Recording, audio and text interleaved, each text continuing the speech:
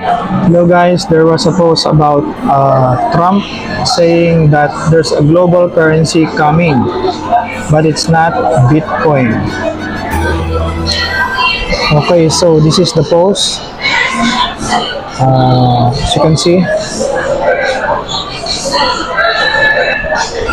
a global currency is coming, but it's not Bitcoin, says former Trump advisor. So it's not actually Trump, it's his advisor. I'm not a big believer in Bitcoin. I am a believer in blockchain technology. So let's dig into this, guys. So back in the Batcave, a global currency is coming, but it's not Bitcoin, says former Trump advisor.